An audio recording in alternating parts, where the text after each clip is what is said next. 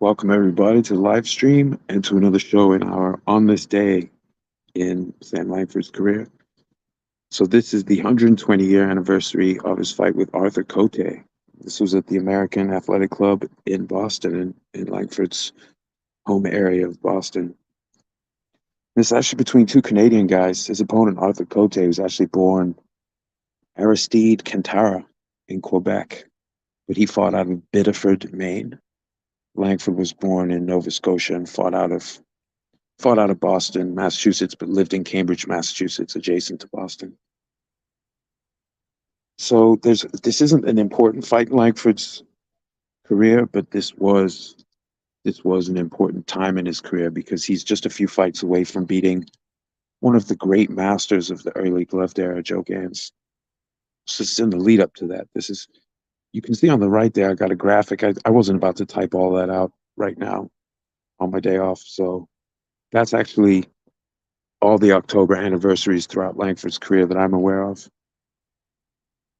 So on the that's out of order. That's not I've got them ordered, but that's all the stuff that went down in October.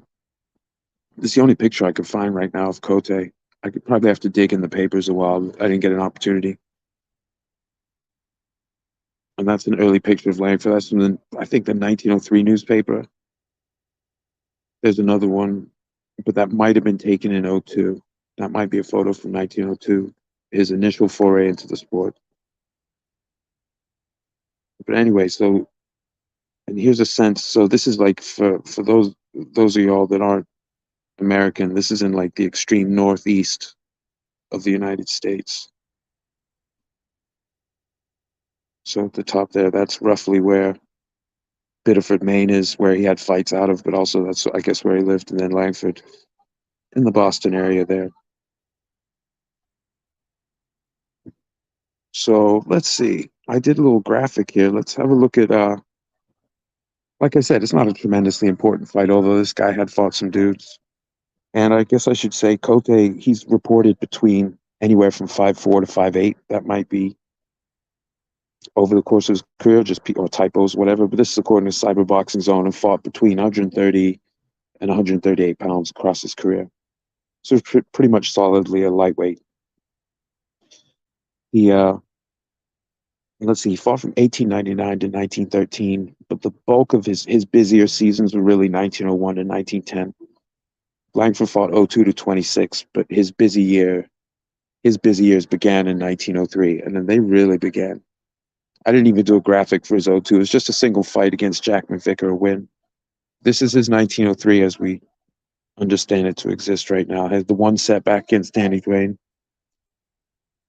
And to put this kind of season in a visual perspective, I did a little other graphic here. That's actually Langford's fight schedule over a map, the calendar year of 1903. It's absolutely insane.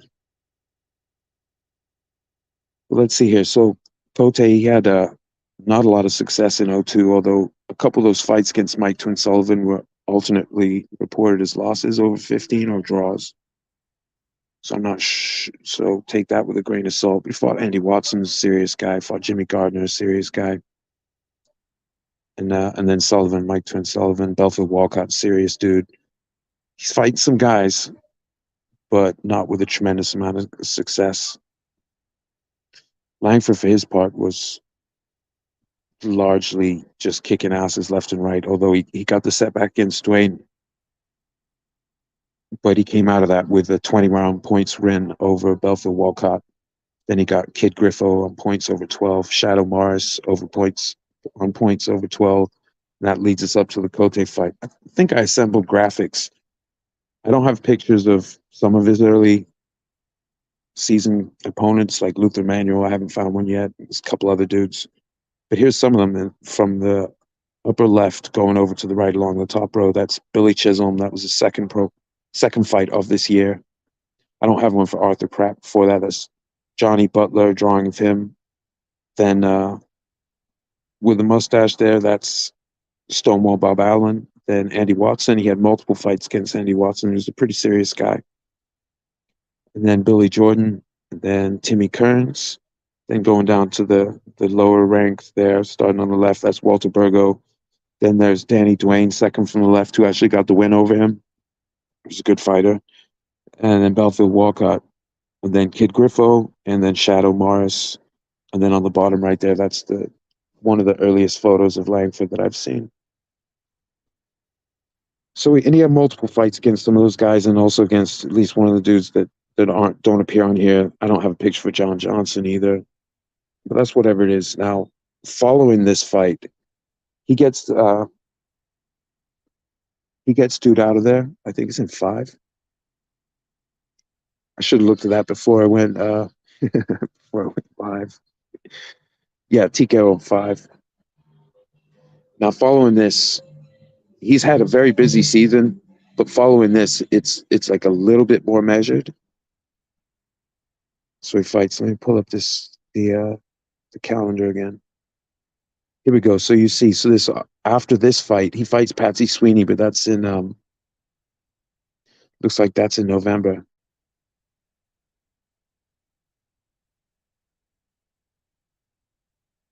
Yeah, and then he fights Joe Reed, and he's beaten so badly on Joe Reed that the guy starts wrestling and throws him, and then he gets, after some warnings, gets DQ'd, and that leads into the fight with Joe Gans. And the Joe Gans fight got put together in about a week, so he's fighting like this great fighter, but Gans was about a bit busy schedule. Both of Langford and Gans, both their fights came together very quickly. So Gans had already had a fight scheduled for the night before against Dave Holly. They boxed 6 pretty busy rounds. And then Gans got on the train, was apparently playing cards all night, not really taking Langford as seriously maybe as he should, but Langford actually had a little bit of time to get ready for this fight. But not a lot of, as far as compared to the early part of his season, but it's not a lot of lead time to fight. You know, you win on the Saturday, and then I think it was in the paper in the Tuesday that they were practically matched to meet, and then the following Tuesday they did in fact fight. And then he squeezes one more in at the end of the year. Says picture of Patsy, one of the pictures out there, Patsy Sweeney on the left, great Joe Gans in the middle, but also great Jack Blackburn on the right hand side. Now he also had a Joe Reed fight in that time, but I think there are 2 Joe Reeds. It's hard to tell because sometimes on BoxRec there are instances where there's separate records that are actually the same guy. The one Joe Reed is said to be from Lynn, and the photo I have is the guy from Lynn, but there's a separate Joe Reed that may be someone totally different. I think fought out of Philly largely. So unless he moved over and then the papers just thought, because that would happen. So I did a graphic with the photo I have for Joe Reed that I found in the papers, but I don't think that's the same Joe Reed. So I don't want to be inaccurate. So I did the slimmed down version without him. It's not important anyway. So these guys fight, and they're fighting in Boston. So Cote's coming down, and he gets spanked. He's just one of many guys who has a rough time against Langford that year. And there's really not a whole lot to say about this fight, although it's probably, actually, you know what? It's worthwhile bringing up Langford's future 1906 opponent, but 1908 to 1915 fierce rival, Jack Johnson. Let me see if I can pull up his 1903. Let me see where I got this stashed. There we go. That's Johnson's 1903 and 1904. This is the year Johnson won the Colored Heavyweight Championship from Denver Ed Martin. Made his first defense against the great Sam McVeigh, who at the time was just a hot prospect, knockout machine prospect. So that's what Jack Johnson was doing. And actually Langford was on the undercard of that, one of those fights with Big Sandy Ferguson. I think it was the April 16th. Yeah, the April 16th fight in Boston. Sam Langford fought on the undercard of that. You know, so it was pretty crazy. And he's a lightweight. Johnson's one of the heavyweight champions. Pretty crazy. Within 3 more seasons, you know, they'll fight. Langford's still not really been anything over a middleweight. And then a few years after that, will begin this great rivalry that just didn't get fulfilled, but while Langford was just tearing his way through the heavyweights, which is pretty wild. It's pretty surreal, the climb he made, and it's understandable all the praise he got because his first year included great work. I'll pull this up. This is I'm on the wrong in the wrong section. Hold on a second. Not going to spend a tremendous amount of time on this fight. There's no point. That it wasn't a lot to it. Langford was too much. Here we go. Okay, I'm back in the thing now. See if we pull up Langford's 03. So after the loss to Dwayne, the points loss, I guess there was a side bet, a few $100 side bet on that his manager lost. 20 rounds a couple weeks later against Belfort Walcott, and then he goes on this run that includes the great Joe Gans. But then, interestingly, it's Jack Blackburn that actually gets the best of Langford at the end of the year. So as the year closes, Langford, yes, has a win at, above the lightweight limit, but against the great lightweight of that era. But also a prearranged draw in which Blackburn showed he was the best, and also a loss to Danny Dwayne. So it's an interesting texture. There wasn't that. That's just how that goes. Later in the year, in December, we're going to get into the Gans fight. That's going to be one of the largest streams of that I do this year because we have the round by round description from one of the Boston papers, and this made enormous waves because although Jack Blackburn had gotten the better of Gans over 6 rounds, as far as a full length fight, Gans, since he'd won the championship, no one had really decisively got the best of him. So this particular fight that we're talking about today is it's just part of the lead up to that. It happened very quickly. So a lot of these opponents aren't prominent in an international sense, uh,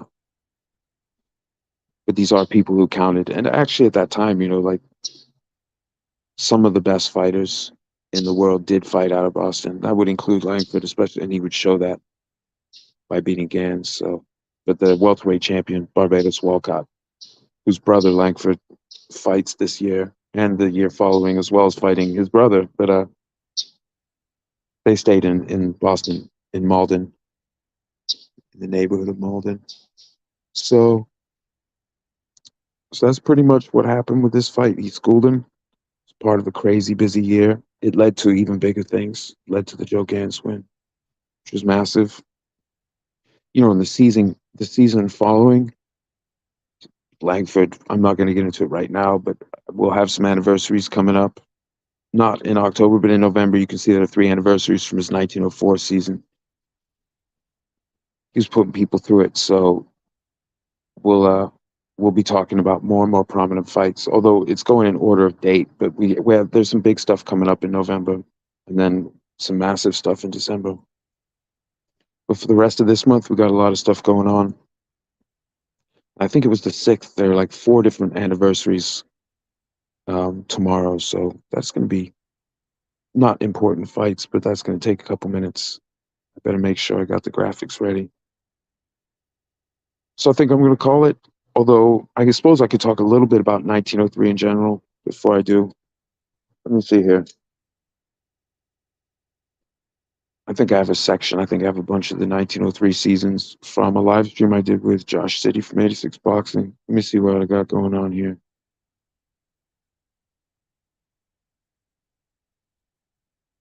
Yeah, here we go. So Joe Gans, the champion. Here's his season. Not all those are title fights at lightweight.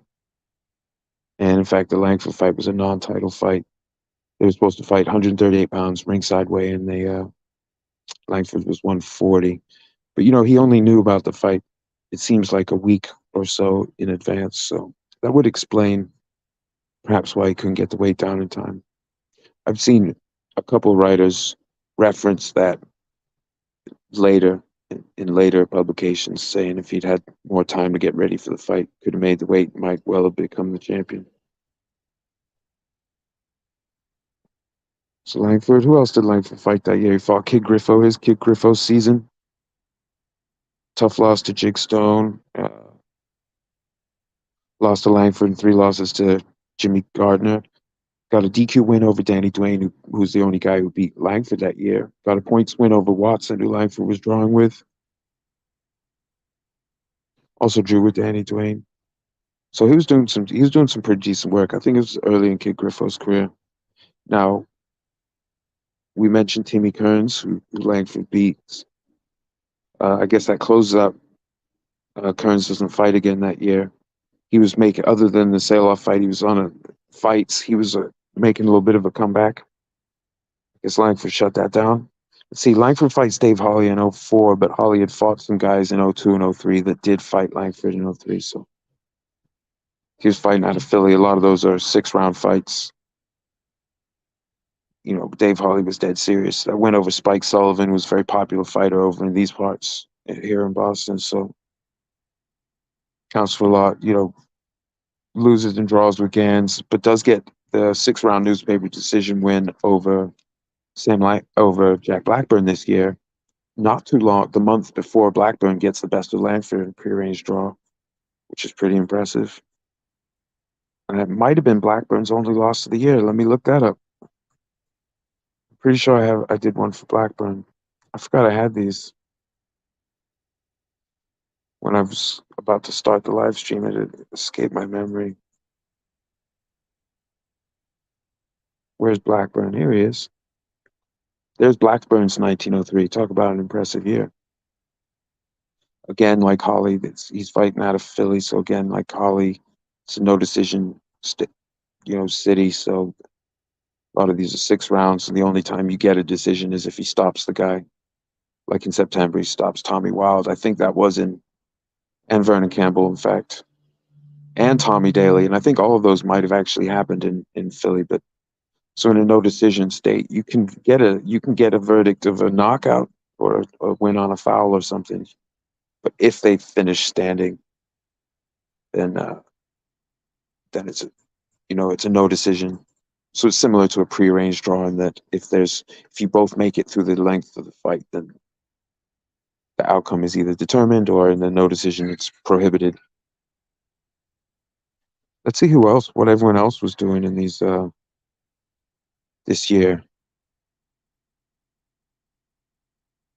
Here's Jimmy Britt's 1903. Gans rivals. We mentioned Danny Dwayne, who beat Langford, but he lost to Martin Cannoli, Billy Gardner, and then the DQ against. Although I think in the Kid Griffo DQ, he was actually winning the fight when he fouled out. So we mentioned Gans is Jimmy Gardner. You can see he got the win over Cote in April, stopped him in 6, and I think that was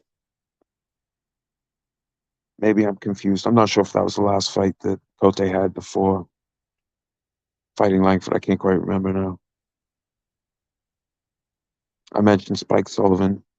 He didn't have the best season, but he had some beastly seasons leading up to this one. Patsy Sweeney, who is really the win that gets Langford the fight with Gans. A lot of drawing, fighting some good fighters there. Has a win over Shadow Morris, who Langford also beat. Ton of draws with Belfield Walcott, drew with Jimmy Gardner, lost to Honey Melody.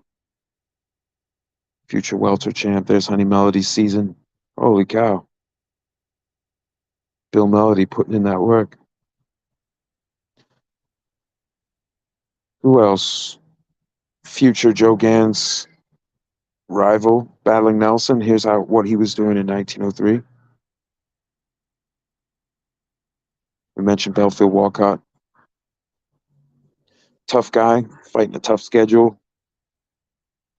But he could get edged here and there by top guys. But also, some of these guys he's fighting, Jimmy Gardner, Patsy Sweeney, Mike Twin, Danny Dwayne, getting draws with them means something. It's a close enough fight that it goes to a draw with these top operators, then that means something. But didn't have the long streak in the win column. Andy Watson, who would fight a lot of prearranged draws, probably to secure his money, like a You can't stop me. I get half of that money. He had a weird looking season that sort of belies his actual dangerousness and his ability. At least one of those Langford fights, at least one writer thought that he got the best of it, which means a lot considering what Langford was already doing at this point.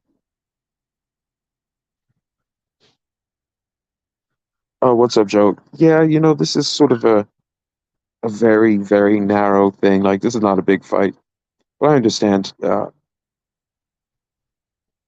just grateful to anyone who listens. And hopefully later, as I do more in the series, people might go back and just out of interest.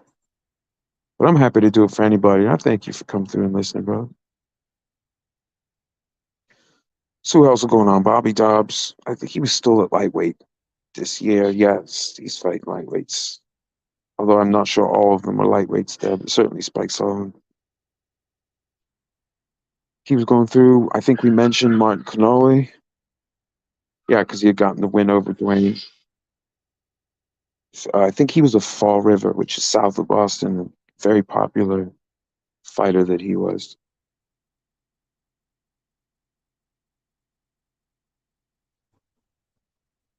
Yeah, Joe. So just learned about Sam.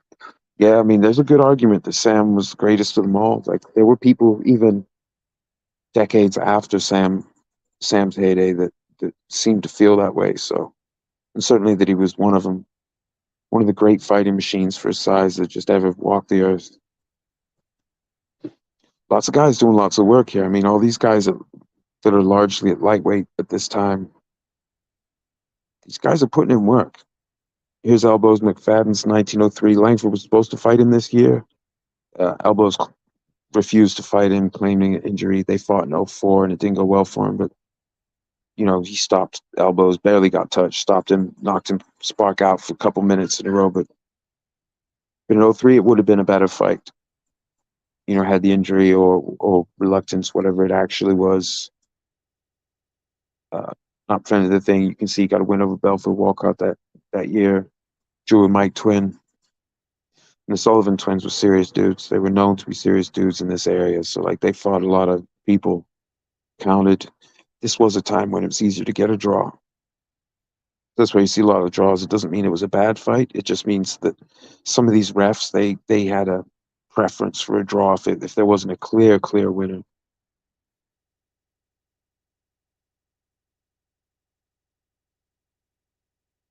Oh yeah, man, Joe Jeanette, another of these real greats. Yeah, I didn't know anything about these guys. Really, I might have only just heard them incidentally until a few years ago. I got fascinated. Although when I went back, one of the times I loved some Joe Calzaghe fights, especially late in his career, and I went back and saw the Kessler fight. And actually, Kellerman mentions Harry Greb and Sam Langford in the intro to the fight, talking about great fighters who were roughly 168, because he was basically saying these, Kessler and Calzaghe, these 168 guys. There's a lineage of guys about this size who are great. Yeah, these guys were real tough guys. That's a crazy schedule right there. That's one thing I realized. Like when I first saw Langford's schedule, and I looked at Gans, obviously, and a couple of the guys he fought, I was like, wow. But when I went researching to do the live stream, I was aware of Blackburn as well. But when I was researching to do live stream and really making these graphics, and just you can see just how much work. Even if you're talking about booked for 6 rounds, this is a huge cycle of having to be down at the weight that the fights are booked for. Very impressive. Langford by the end of the year, he couldn't easily make lightweight. Maybe he could have with more notice, but the schedule he was keeping, he was pretty much outgrowing it. So the next year he was fighting at welter. Dave Hawley was at welter. I think some of Blackburn's year was at welter. Even Joe Gans went up and fought at welter, fought the great Barbados Joe Walcott. So let's see, are there any other 1903 seasons I should shout out? Kid Williams. Kid Williams putting that work in. Did like a newspaper decision, losses to Willie Fitzgerald twice, very good fighter, and Sambola, good fighter. But also Win over Willie Lewis, win over Jack Sullivan. I don't know if that's Jack Twin Sullivan though. I might not be the same dude, but beat Vernon Campbell. That's a good win. Actually, you know what? I don't think I brought up. Here's Willie Fitzgerald's season. Good fighter. Lost to the great Joe Gans that year in the 10th. Who else did I mention? Vernon Campbell. Here's Vernon Campbell's season. Boom. Really busy. Looks like by the end of the year, maybe that the degree of that schedule, although he's not losing to bad fighters, but close out the year losing to Jack Blackburn's brother Fred. I did a graphic. I don't have a photo, but I did a graphic for Fred Blackburn's season. Not very well known, but that's a good win at the end of the year. They're getting the best of Vernon over 6 rounds. Oh no, he got him out of there in 2. Go, Fred. Here's Sam Bolin. I think that's the last one I'll pull up as far as all these other guys' seasons.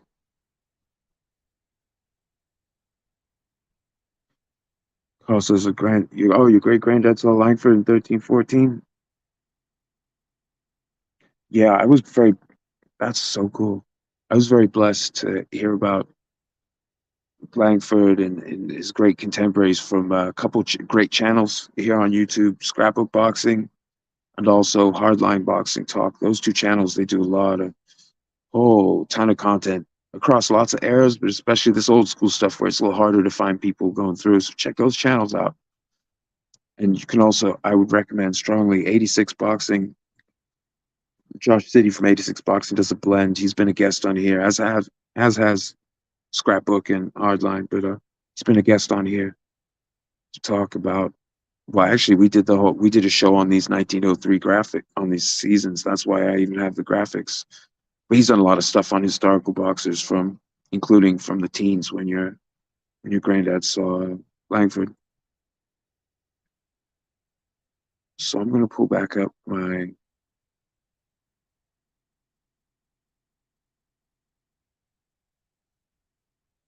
Oh, Joe, yeah, yeah. Roy Jones Jr. was the man. Yeah, I love Calzaghe.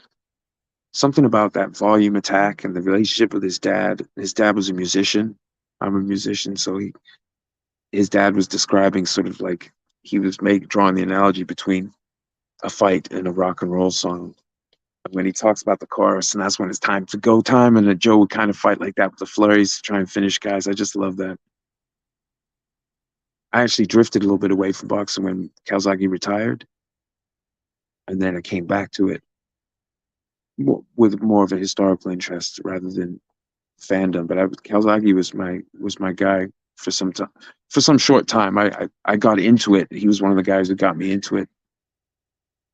I was around a little bit of boxing broadcast just as a kid, seeing it on TV. I just didn't care about it. And as far as the history, this is very recent. This is only the last 3.5 years. I've cared about this stuff or tried to memorize things. And certainly research has been even more recent than that. Maybe a couple years of research now. But I'm grateful I found out about it. And the digging is a lot of fun. So I think it's worth mentioning at this time, Langford had some advantages, even though he was new in the craft. He had some advantages here in that, one, obviously, this schedule was getting him incredibly fight ready, but also he had some training. I've got a still shot here. This is one of the guys showing him the ropes, former colored middle and heavyweight champion George Byers on the right hand side there. That's from a still shot from a film of Langford's fights, one of 3 that survived. This is a 1910 fight with Fireman Jim Flynn. And that's Byers. So Byers, way back early in Langford's career, was showing him the ropes. He was based in Boston as well. He was also Canadian, and he was showing him the ropes. So Langford had that advantage. So even though he was young in his career and Cote was like deeper in the streets somewhat, Langford had a tremendous amount of work, and he also had some quality instruction. And he had a gym. He was based out of a Lennox club. The guy would become his manager, Joe Woodman, who ran the Lennox. So he had a support system. So it wasn't, but he was also willing and able. So Langford, a couple of these fights, at least, he was there He stepped in for, I know, at least one of these fights. I'm trying to remember which one. He was there and stepped in, but he also had people step in to fill for guys who couldn't make it against him. So a lot of these guys, they'd be around at the fights looking for some extra payday. You know, hey, if this guy can't fight, I'm down for it. So he got some opportunistic bookings. Then he got a lot of short-term bookings, including the Gans fight. I mean, it's pretty crazy if we think about. Granted, Langford had a fight. He'd been boxing through 1902, right? Just not very busy in bouts, but he'd been in the craft. But 1903, it would be like someone with a year of, say, amateur experience coming in and beating the top lightweight in the world at the end of that year as part of a 28 fight season. But then getting slightly the worst of it in a draw with someone else that year, another great fighter, like a top fighter. But, so him beating Gans and then drawing with Blackburn and having lost to Dwayne, there was this sort of, the boxing math is really complex because guys are so busy. So people could get wins against someone who had even better wins. Like it doesn't, even Gans himself this year, the great champion that he didn't go undefeated. Yeah, there were actually 2 times that someone got the best of him.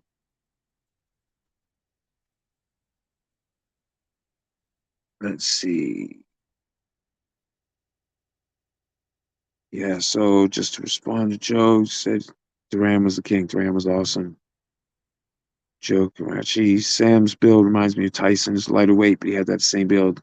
Yeah, and Sam was even more cartoony than Tyson. Like his arms were so long for him to be so short. But if you shrank Tyson and stretched the arms out a bit, yeah. Well, I find people flocking your channel. Well, thanks, Joe. But I'm just glad that for everyone who comes, I'm grateful. Oh yeah, so Carl Williams comes and says, yeah, it's sort of like Tyson, like longer reach, better movement. Yeah, I think yeah, and even like Barbados Walcott, who Langford fought, was like a smaller version of Langford, like a triangle of muscle. Just a bizarre, but Langford because of his build, just like Walcott and Tyson as well. Tyson fought guys that were bigger than him, but Langford ended up like you see there on the left. Langford looks like in a sparring situation. He's just, this is during the years when he's a heavyweight, but he's not heavyweight size. He's sort of one of the promoters who worked with him, Hugh McIntosh, called him a fistic freak of sorts. Partly because of his build, because his upper body was cartoonishly big, and he had really long arms and a chin and a sense of distance and timing and everything. So he had all the intangibles. Plus, he was built like a little tank. But it's wild to think that he had his first heavyweight fight against great Joe Jeanette. Although Jeanette might have actually been light heavyweight sized during their first fight, even though Jeanette was fighting at heavyweight. But it's crazy to think that Langford's a lightweight, and then not that many years later, he's fighting all these heavyweights and successfully against a lot of heavyweights. His reported weights fluctuated, but as late as April 1911, he came into his first fight with Sam McVeigh. At least according to BoxRec, that he was 160 and McVeigh was 200. I'd have to dig a little more though. That's like later than the part of Langford's career I'm actually researching. So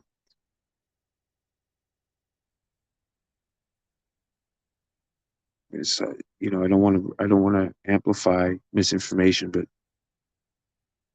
later in his career, Langford, from what I've seen, he was described as someone, he had a very clever left and he could hit. He could hit well, had a good jab and hook, like early in his career. And then by the end of the Gans fight, they were like, because the one write up I have is long and epic. We'll get to that on the anniversary of the fight. But but then later from that technique base, Langford just, when he grew outwards instead of upwards. And that's how you end up with an article. Like this is a clipping from an article where they're like, okay, Sam Langford got the most pop in the whole sport, like Fitz had before him. But back in this part of his career we're talking about, Langford's like a little guy. He's not Jack Johnson is out of his range. Big Sandy Ferguson out of his range. Gus Rulin, all these different guys that were fighting at heavy, they're beyond him. But then later, these guys that he's facing early in his career, it's too much. And you see the tide start to turn, like in the rivalry with Dave Holly that began in 1904. Sam was growing, right? So they fought at welter. I think they might. I'm not sure if the first one was. Yeah, I think they were both at welter because that September fight was supposed to be a title shot eliminator at the same time that Joe Gans and the Barbados Walcott were fighting for the title. But then everyone drew basically. But the last time that Langford fought Dave Holly, when Langford was a proper welter and was still growing, he knocked one of his teeth out. And so it's like that. You can't keep going as Langford, even though he's disproportionately fighting above his actual growing size, but he's still fighting above even that. A lot of these fights aren't fair. So that's where you see some of these opponents that he's just not. He leaves their class partly because he started so young. So some of these other boxers we only know as a certain size. Well, if they started super young, maybe they would. If they turned pro at 16 or 15 or 16, we'd see a different. As certain fighters have, we'd see them travel more weights very easily without any kind of steroids or you know how it goes nowadays. Some guys travel the weights. Not all of them are naturally growing to the degree that they move up. Just put it that way.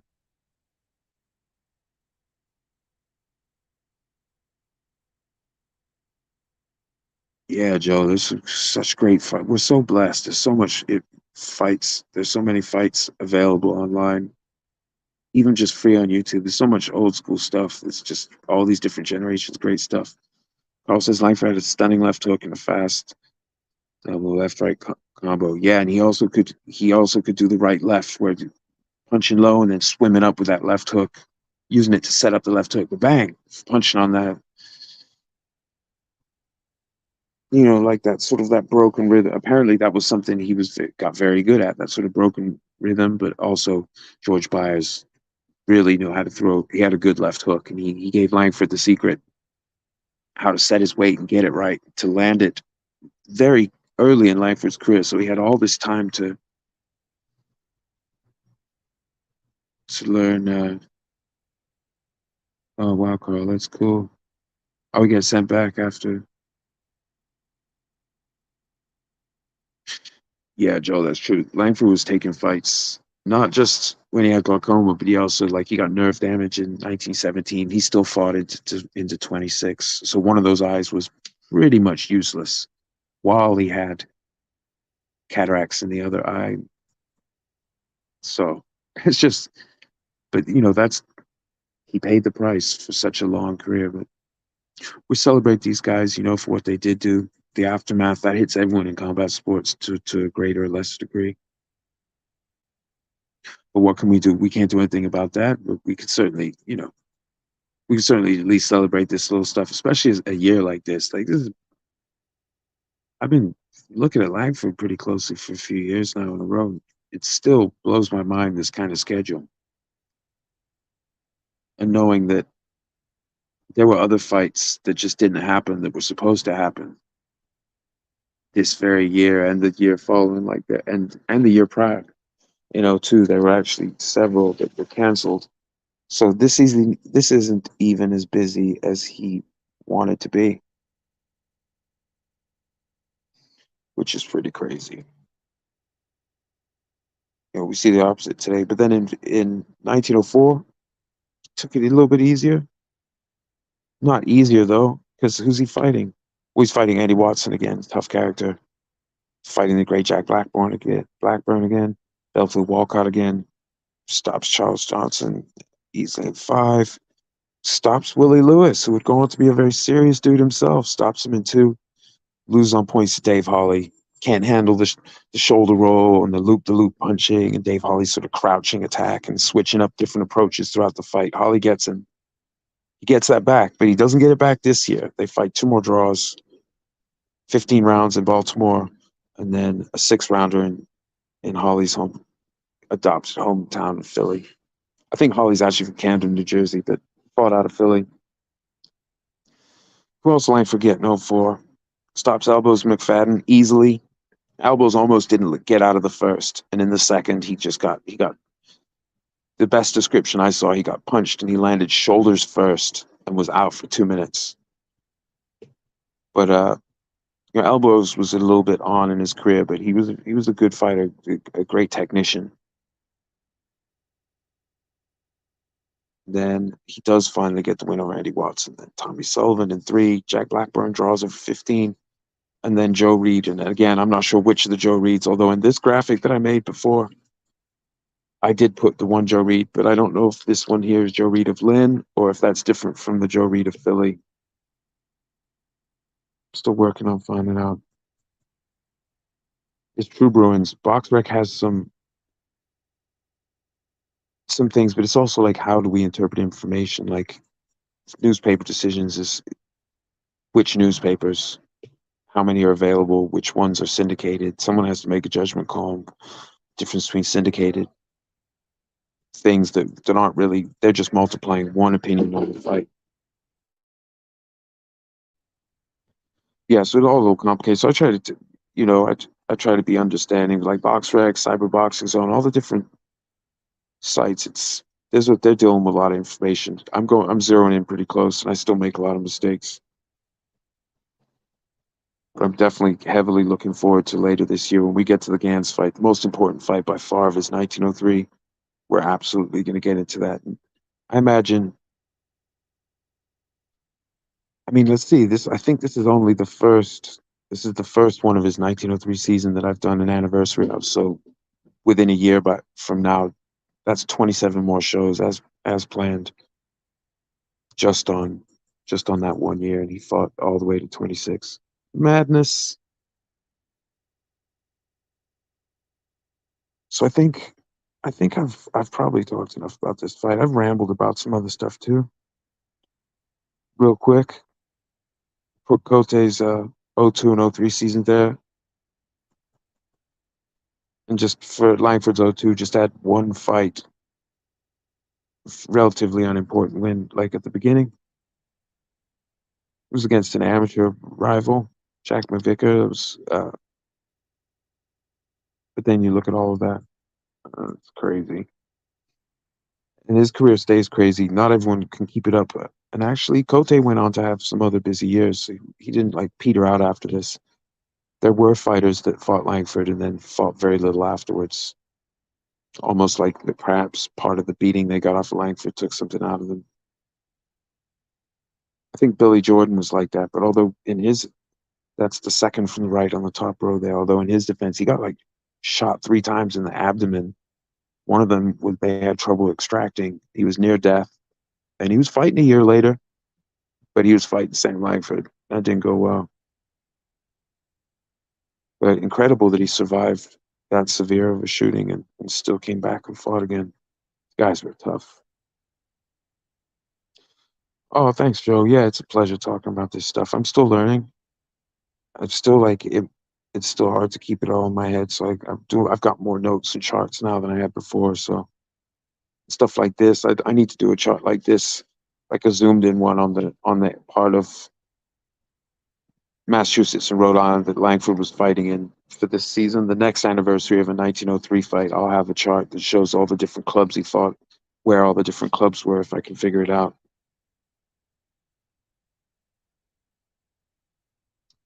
Tyson Soul Trainer had film of Sam. Love to know what happened to the Rolls. Yeah, and I heard Tyson in an interview said that Maxie Rosenblum was one of the fighters he used to watch.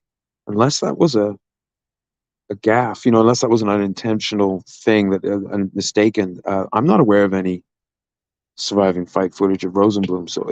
So maybe that was part of, because there is surviving film of Langford 3 fights.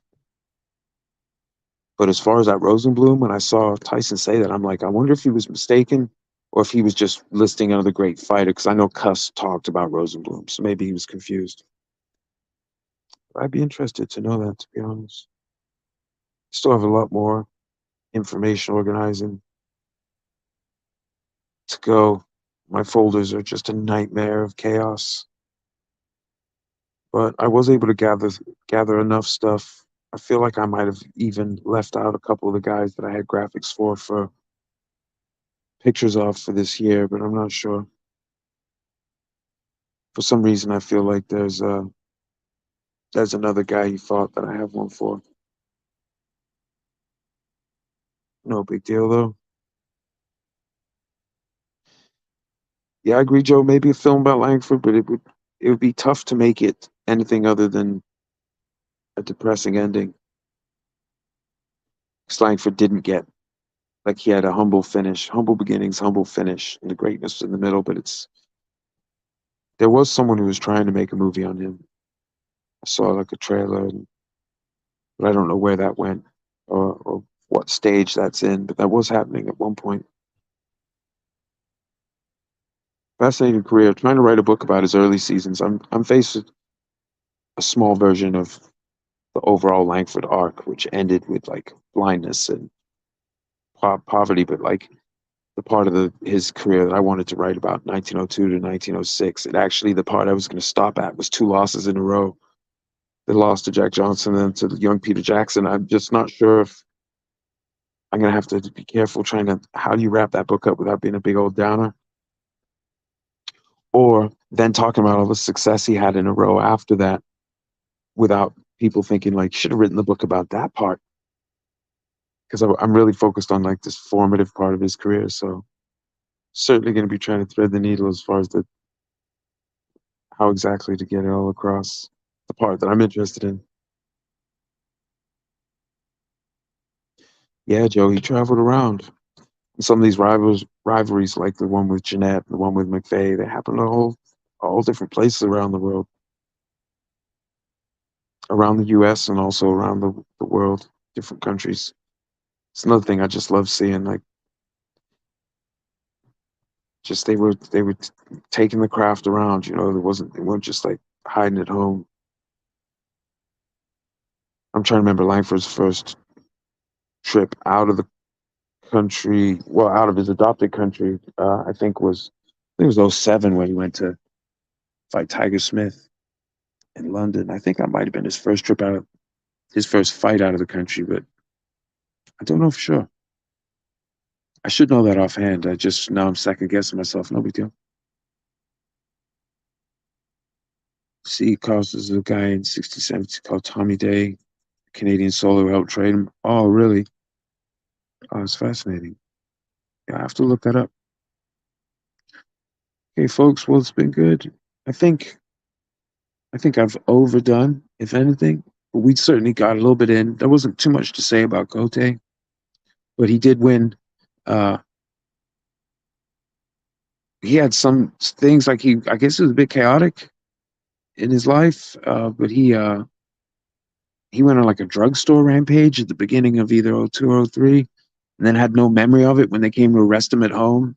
He just like trashed a drugstore. And he got some one of these seasons. He was fighting with police. He So he's a rowdy character, but he won the championship in Maine during his career, and he fought some dudes. He just, not being on Langford's level, even early in Langford's career, there's no shame in that. And even someone who showed they were above Langford's level at the night they met, Danny Dwayne, like his overall career doesn't match Langford's. It's like so the head-to-head results, especially at the time with all the busy schedules, head-to-head results only meant so much. Like Langford, even before he beat Blackburn, just beating Gans didn't mean that he was the greatest thing ever. There were still a lot of guys for him to fight. There was still like when one more time I'll pull up those 1903 slides. It's like, yeah, Langford, you could argue he was the win over Gans put him at the front. Certainly the New England papers, he was the New England champ at the end of the year. But as far as there were a lot of dudes fighting at lightweight, having good seasons, like Blackburn technically drew with him and Dave Holly got the newspaper decision over him, but he also got the best of Gans and didn't lose a points like an official points verdict that year, like Langford had. So it's hard to say who's who. Oh, thanks, Joe. Thanks, Carl. Yeah, it's a pleasure, man. I just want to. It's fascinating. We're learning together because even though I've assembled some of this info, like I can't keep all this in my head. This is way too much stuff. And like when I went to the 1903, I had to stop because I kept adding guys and all these things. So like every time you add one, like I got to do Vernon Campbell. Okay, well that was a lot. That turned out to be a lot. And this is just going through mostly just going through box rec. I didn't go cross reference these seasons with Cyber Boxing Zone, other than Langford's and a couple of others. Just prohibitively time consuming in the context of trying to prepare to do these, but it's all good.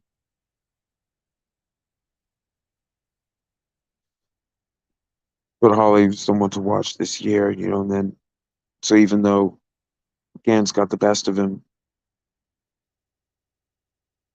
that year following as well, but like his 1903, he he had that was a good fight. December 7th, that was a really good fight with Gans. The papers were, even though he lost, he maintained credibility coming off having having that defeat as far as the newspapers were concerned. Sometimes one guy wins, the other guy is just like looks like crap. Like one of the Joe Reeds panic wrestling and getting DQ'd against Langford. That's a bad look. But something like giving Joe Gans a great fight over 6 rounds. No, that's not a bad look at all. Gans was incredible. I should do slides some more of Joe Gans' season between now and when his fight with Langford comes up. I think it's a good idea.